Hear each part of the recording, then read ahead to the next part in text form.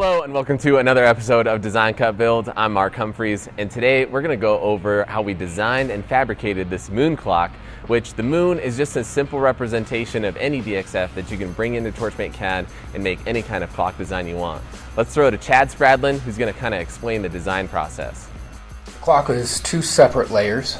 So the way that I generated the clock is that I found a design or a couple designs that I liked, and use the scan and trace wizard to bring some of those designs in. And then what I did is implemented some of those pieces of some of the designs and other designs, and then added some bridges to connect the moon to the crescent to the moon clock face that we decided to go with. I also colored each one of the components to kind of give a better description on what the output color was going to be underlying. So the top layer we decided to leave as a raw piece of metal, which then would have rusted pretty decent, and then the back piece, which is going to be just raw and color-coded silver to give it that look.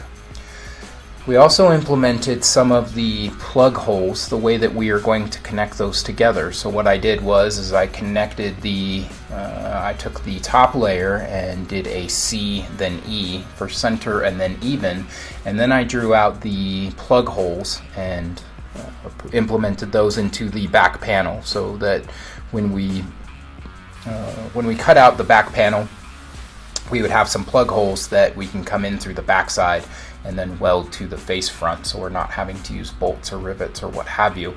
And it also wouldn't interrupt with the design or the paint scheme that we were looking for.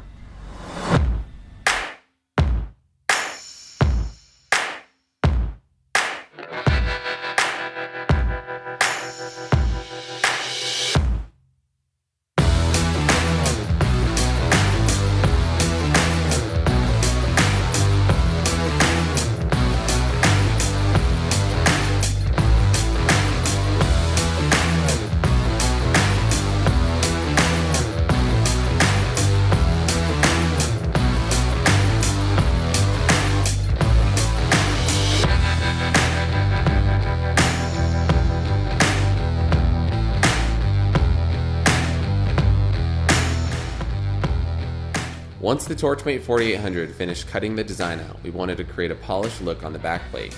We used the 36 grit flap disc and ground down the metal in a circular motion.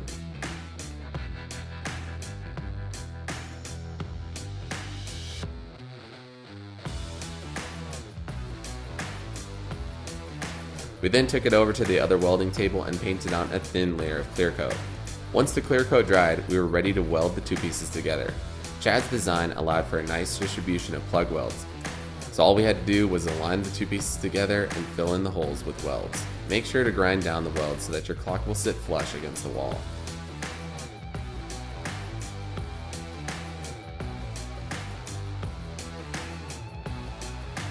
Our clock motor required a 5/16 hole to mount the hands of the clock.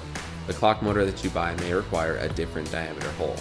We assembled the clock motor, set the time per the instructions, and then we were ready to hang it.